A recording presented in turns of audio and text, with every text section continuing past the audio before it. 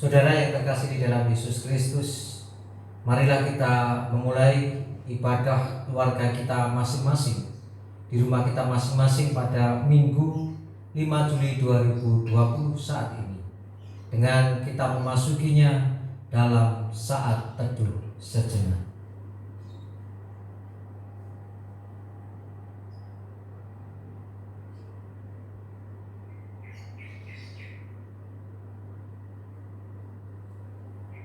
Saudaraku, Tuhan adalah Allah yang penuh dengan kesempurnaan.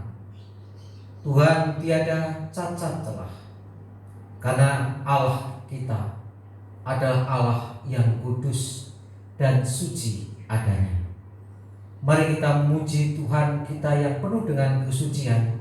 Dengan bangkit berdiri kita naikkan Kidung Jemaat 2 bait 1 dan 4. Suci, suci, suci.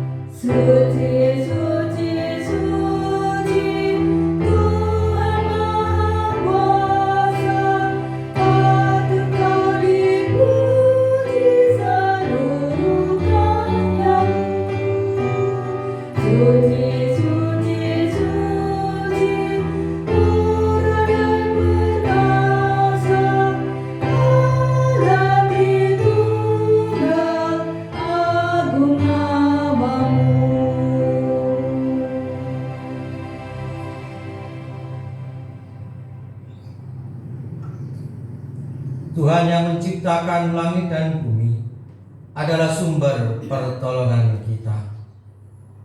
Kasih karunia dan damai sejahtera dari Allah Bapa kita dan Tuhan Yesus Kristus ada pada saudara sekalian. Amin. Jemaat dipersilakan untuk duduk kembali. Saudaraku, marilah saat ini kita mendengarkan sapaan firman Tuhan yang terambil dari 1 Petrus 1 ayat 3 sampai dengan 5 yang demikian. Terpujilah Allah dan Bapa Tuhan kita Yesus Kristus, yang karena rahmat-Nya yang besar telah melahirkan kita kembali oleh kebangkitan Yesus Kristus dari antara orang mati kepada suatu hidup yang penuh pengharapan, untuk menerima suatu bagian yang tidak dapat binasa, yang tidak dapat cemar, dan yang tidak dapat layu, yang tersimpan di surga bagi kamu, yaitu kamu yang dipelihara dalam kekuatan Allah karena imanmu, sementara kamu menantikan keselamatan yang telah tersedia untuk dinyatakan pada zaman akhir. Saudaraku, marilah kita senantiasa bersyukur kepada Tuhan, oleh karena Tuhan telah mengasihi dan senantiasa mengasihi kita. Tuhan memberikan keselamatan dan menyertai kita di dalam perjalanan keselamatan kita menuju keselamatan yang sempurna di surga. Oleh sebab itu, mari kita memuji Tuhan dengan penuh keyakinan bahwa di dalam kondisi apapun juga Tuhan senantiasa beserta. Kita naikkan Kidung Jemaat 439 bait 1 dan 2. Bila topan keras melanda hidupmu.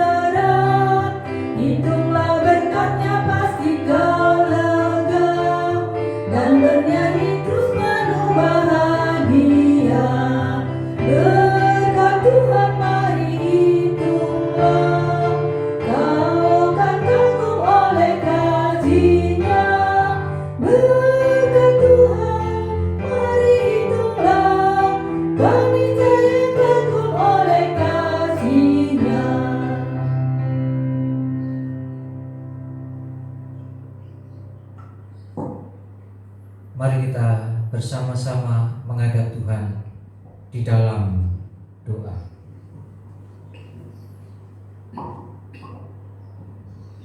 Ketika kami menghitung berkat yang Tuhan berikan, ketika kami merasakan dan menghayati kasih dan penyertaan-Mu, sungguh Tuhan, kami bersyukur dan kami menyadari bahwa kami tidak dapat hidup tanpa berkat penyertaan-Mu. Kami dapat menjalani segala sesuatunya, semua oleh karena kekuatan dari-Mu. Tak putus-putusnya kami bersyukur kepada-Mu, dan kami pun menyadari di tengah syukur kami bahwa kami di dalam perjalanan hidup kami, di dalam perjalanan keselamatan yang Engkau berikan, masih jauh dari kehendak-Mu. Kami seringkali masih hidup dalam dosa. Kami seringkali masih hidup di dalam ego kami masing-masing. Kami lebih menuruti dan mengandalkan diri kami daripada Engkau. Ampunkan kami ya Tuhan, layakkan kami, dan kiranya Engkau berikan kekuatan kepada kami supaya di hari-hari yang mendatang kami dapat melakukan apa yang Engkau kehendaki. Apapun yang kami lakukan, semuanya berkenan kepada-Mu. Dan kami saat ini menyerahkan pergumulan kami bersama di tengah-tengah kondisi yang saat ini belum juga usai. Tuhan, pasien dari virus corona semakin bertambah banyak. Entah itu karena virus ini berkembang lebih cepat, atau oleh karena memang kami yang lalai, kami yang seenaknya saja menanggapi pandemi ini. Oleh sebab itu ya Tuhan, kalau virus ini semakin kuat, kami yakin bahwa kuasa-Mu lebih kuat daripada virus ini. Dan Engkau-lah yang akan mengangkat virus ini dari kehidupan kami, dan Engkau yang akan mengembalikan kami di dalam kehidupan kami semua. Dan ketika memang banyaknya korban yang bertambah oleh karena kelalaian kami, oleh karena kami seenaknya saja di dalam menanggapi ini, kiranya Engkau ampunkan kami, dan Engkau berikan kesadaran kepada kami untuk dapat menanggapi secara bijak, untuk kami bersama-sama berupaya mencintai diri sendiri, mencintai keluarga, dan mencintai sesama, supaya kami dengan kebersamaan kami dapat memutus pandemi ini, dan kami dapat hidup seperti sedia kala lagi. Engkau berikan kesembuhan atas saudara-saudara kami yang saat ini dirawat oleh karena virus corona yang ada pada dirinya. Dan kiranya Engkau juga berikan kesehatan, keselamatan bagi para pasien, demikian juga para tim medis. Berikan kesehatan dan keselamatan dan kekuatan serta kemampuan untuk menangani kasus COVID corona ini, menangani para pasien yang menderita virus corona ini. Kau berkati para pemerintah, para aparat, supaya bijak di dalam mengambil keputusan, mengingat dan melihat situasi yang ada. Engkau juga akan berikan kemampuan kepada kami, warga negara Indonesia, untuk bersama-sama berupaya bersama dengan para tim medis, berupaya dengan para pemerintah, aparat, dan sesama kami, sesama warga negara Indonesia. Engkau adalah Allah yang penuh kuasa, Allah yang maha tahu, dan Engkau tahu apa yang menjadi pergumulan kami masing-masing, pribadi lepas pribadi, dan keluarga kami masing-masing. Kami yakin dan percaya bahwa kuasa-Mu yang akan menyertai kami di dalam kami menjalani pergumulan hidup ini. Ya Tuhan, Raja Gereja, Raja Surgawi, dan sumber keselamatan kami, saat ini Kami akan mendengarkan firman-Mu. Biarlah Engkau sendiri yang berfirman, dan kami semua siap untuk mendengar. Mampukan kami menjadi pendengar yang baik dan menjadi pelaku-pelaku firman yang baik. Di dalam kasih Kristus kami berdoa. Amin. Saudara yang terkasih di dalam Yesus Kristus, mari kita dengarkan firman Tuhan yang terambil dari Matius 11 ayat 16 sampai 19, kemudian dilanjutkan ayat 25 sampai 30. Yang demikian firman Tuhan. Dengan apakah akan kuumpamakan angkatan ini? Mereka itu seumpama anak-anak yang duduk di pasar dan berseru kepada teman-temannya, kami meniup seruling bagimu, tetapi kamu tidak menari. Kami menyanyikan kidung duka, tetapi kamu tidak berkabung. Karena Yohanes datang, ia tidak makan dan tidak minum, dan mereka berkata, ia kerasukan setan. Demikian Anak Manusia datang, ia makan dan minum, dan mereka berkata, lihatlah, ia seorang pelahap dan peminum, sahabat pemungut cukai dan orang berdosa. Tetapi hikmat Allah dibenarkan oleh perbuatannya.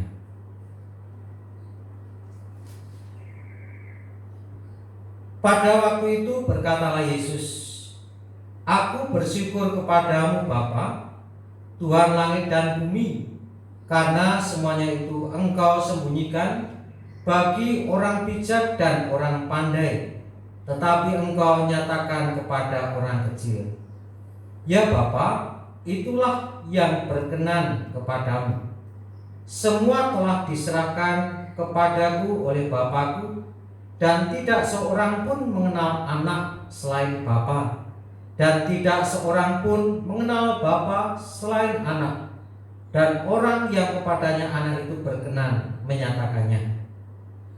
Marilah kepadaku semua yang letih lesu dan berbeban berat, aku akan memberi kelegaan kepadamu. Pikulah kuk yang kupasang, dan belajarlah kepadaku, karena aku lemah lembut dan rendah hati, dan jiwaku akan mendapat ketenangan. Sebab kuk yang kupasang itu enak dan bebanku pun ringan. Demikian sabda firman Tuhan. Berbahagia setiap orang yang mendengar dan melakukannya. Haleluya.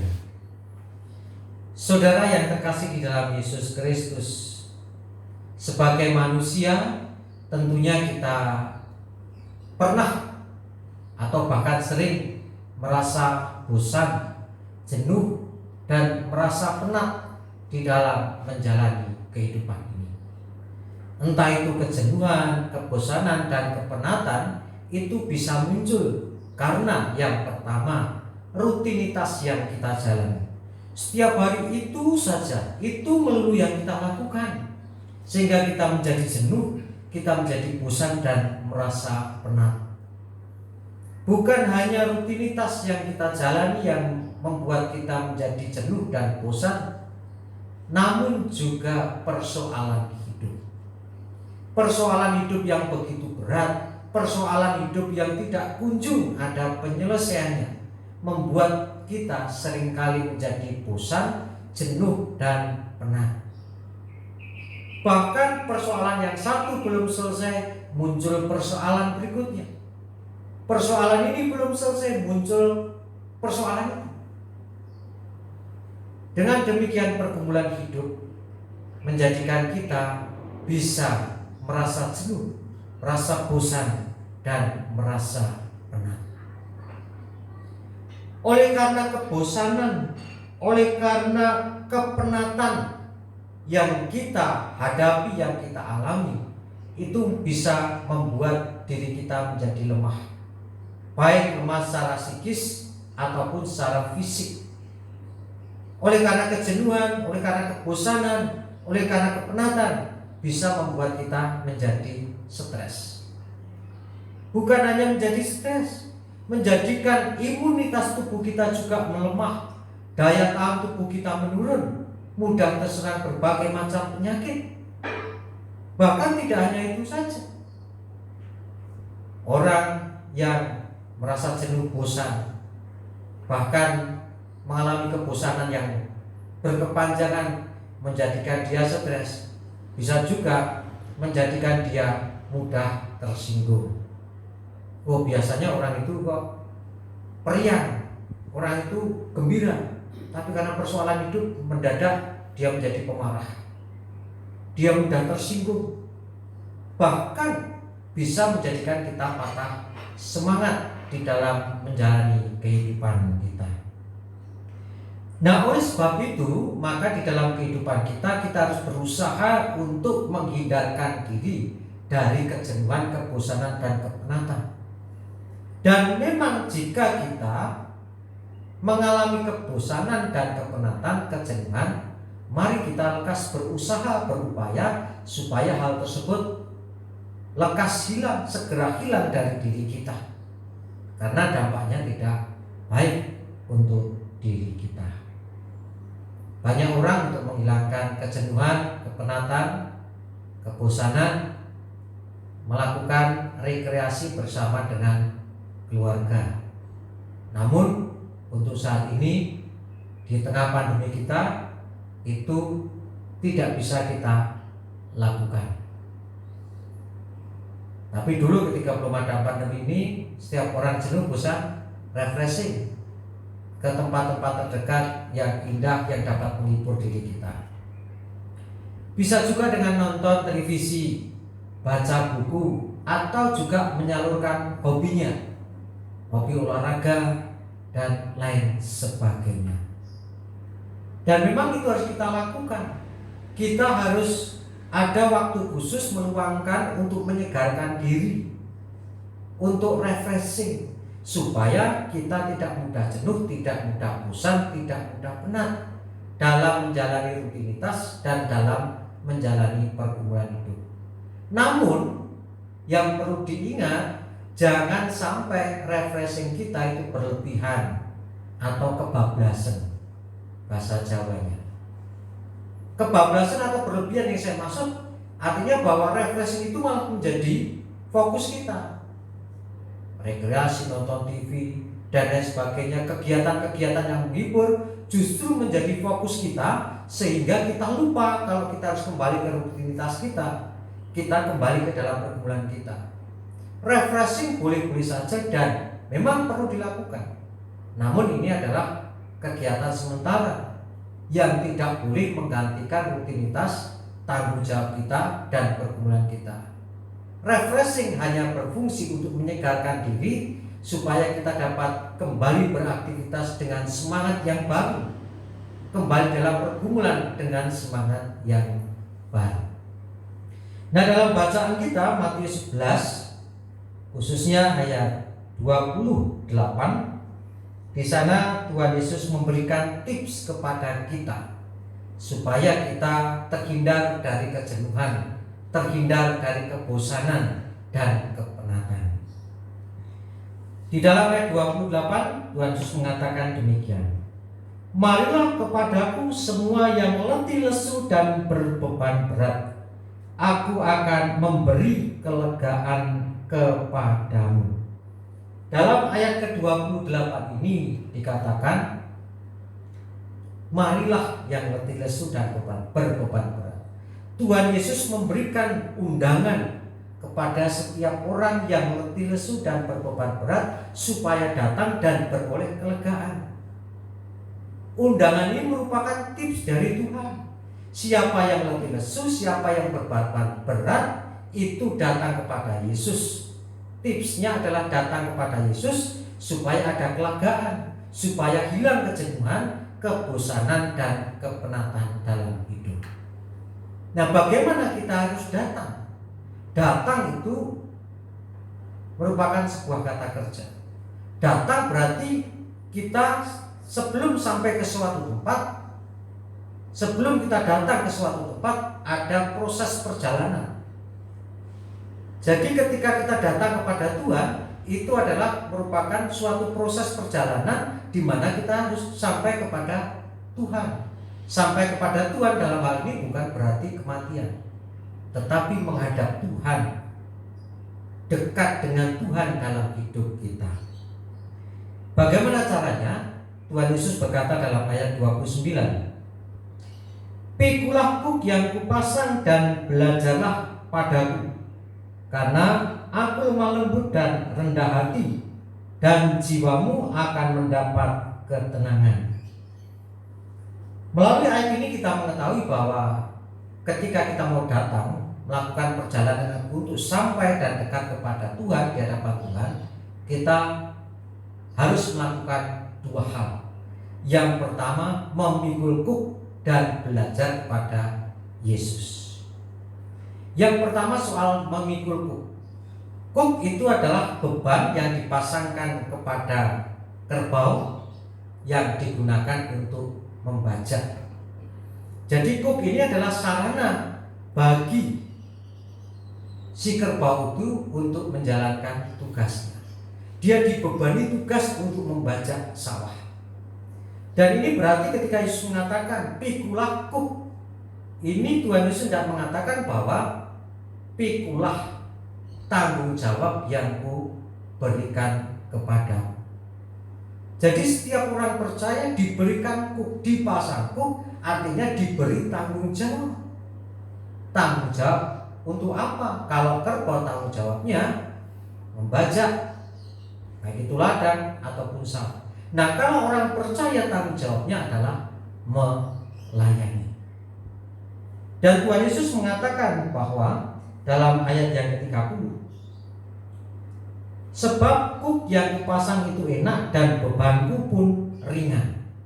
Tugas melayani yang diberikan Tuhan itu bukanlah tugas yang berat, namun ringan dan mengenakan. Namun banyak orang ketika diminta untuk terlibat dalam pelayanan merasa bahwa itu beban berat sehingga tidak mau menerima.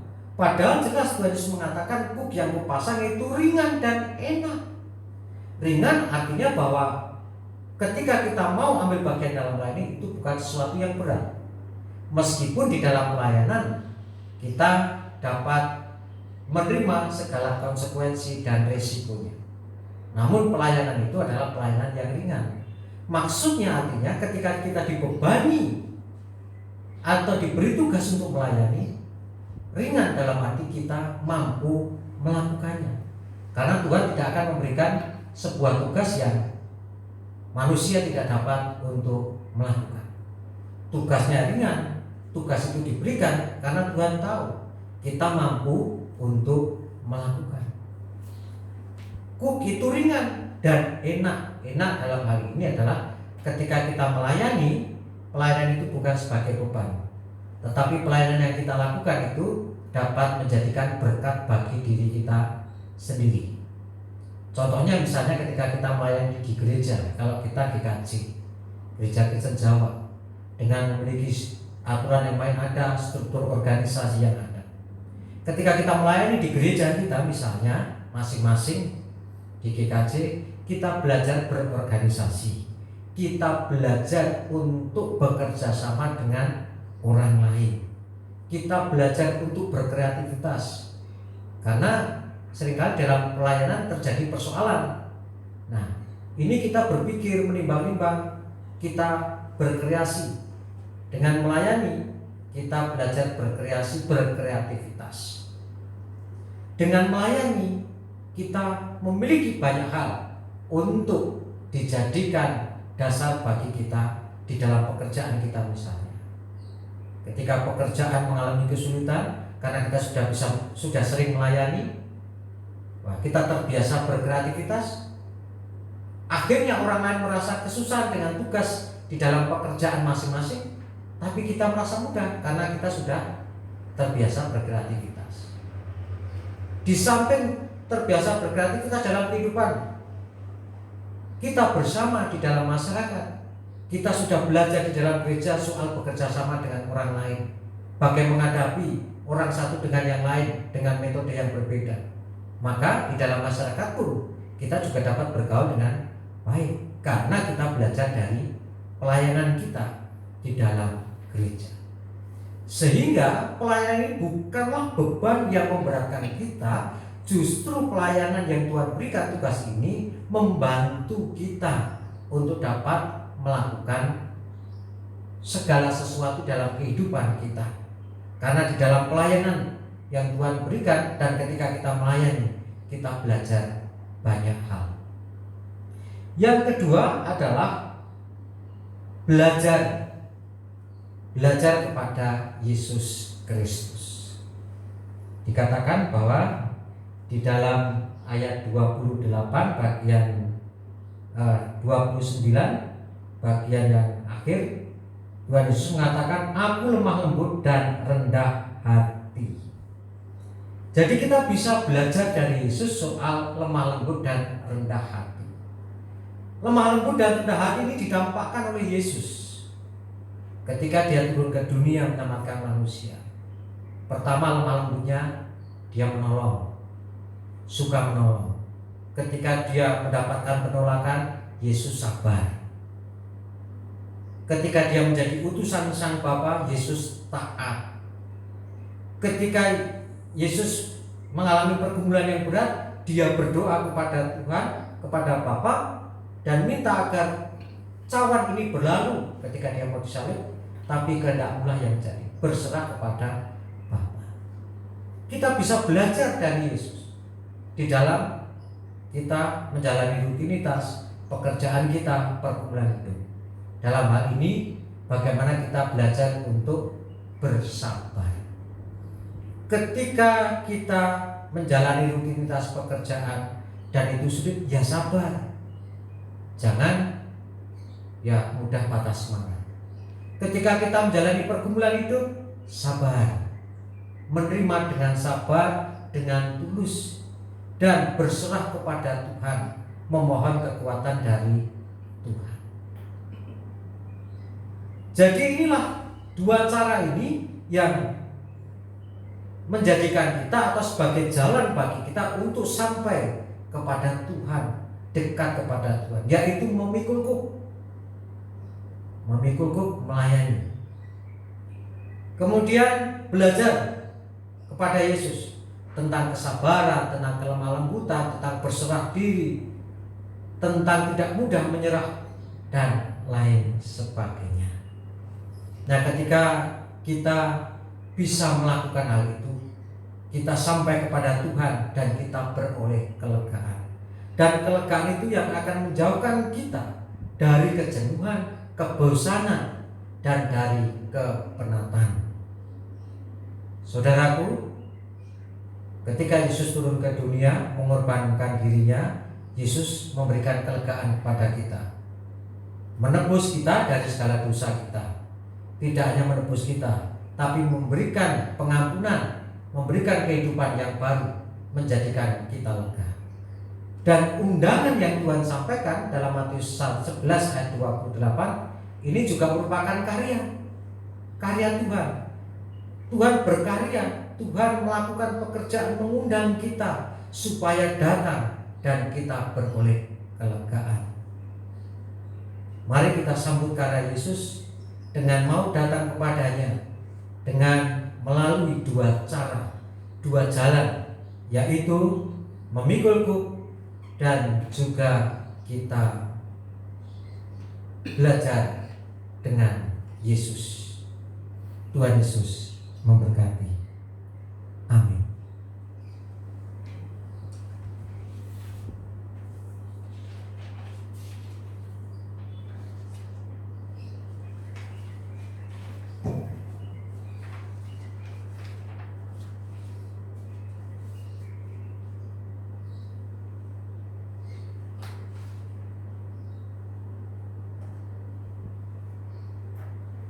Saudaraku yang terkasih di dalam Yesus Kristus, mari saat ini kita bersyukur kepada Tuhan oleh karena berkat kasih karunia dan keselamatan dan segala penyertaan dan kekuatan yang Tuhan berikan kepada kita. Kita naikkan syukur kita dengan didasari dari Roma 11 ayat 36 yang demikian. Sebab segala sesuatu adalah dari Dia dan oleh Dia, dan kepada Dia, bagi Dialah kemuliaan sampai selama-lamanya. Apa yang ada di dalam diri kita itu semuanya berasal dari Tuhan dan milik Tuhan. Kita hanya dipinjami saja. Oleh sebab itu kita bersyukur kepadanya dengan kita mempersembahkan bagi Tuhan, diiringi kidung jemaat 302 bait 1 dan 2, Ku beri persembahan.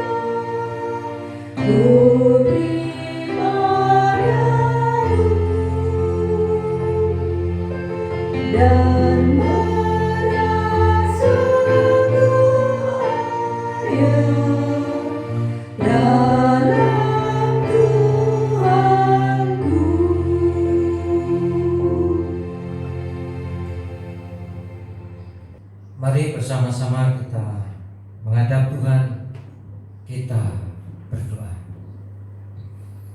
Tuhan, atas segala sesuatu, atas segala kasih karunia dan segala apa yang kami terima, apa yang kami hadapi, kami bersyukur kepadamu.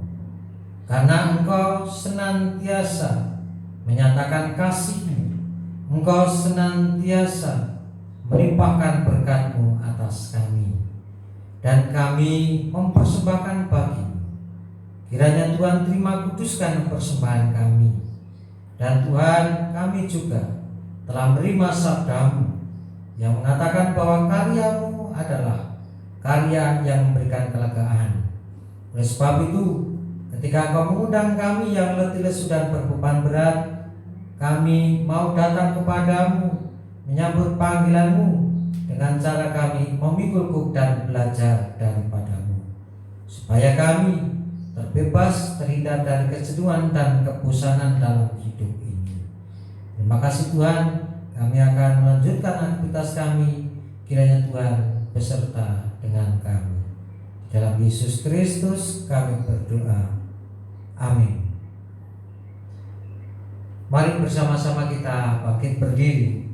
Kita mengikrarkan pengakuan iman rasuli kita secara bersama-sama. Aku percaya kepada Allah Bapa yang Maha Kuasa, Khalik langit dan bumi, dan kepada Yesus Kristus anaknya yang tunggal Tuhan kita, yang dikandung daripada Roh Kudus, lahir dari anak darah Maria, yang menderita di bawah pemerintahan Pontius Pilatus, disalibkan, mati dan dikuburkan, turun ke dalam kerajaan maut, pada hari yang ketiga bangkit pula dari antara orang mati, naik ke surga, duduk di sebelah kanan Allah Bapa yang Maha Kuasa, dan akan datang dari sana untuk menghakimi orang hidup dan mati. Aku percaya kepada Roh Kudus, gereja yang kudus dan am, persekutuan orang kudus, pengampunan dosa, kebangkitan daging, dan hidup yang kekal. Terimalah berkat Tuhan. Kasih karunia Tuhan Yesus Kristus dan kasih Allah dan persekutuan Roh Kudus menyertai saudara sekalian. Amin.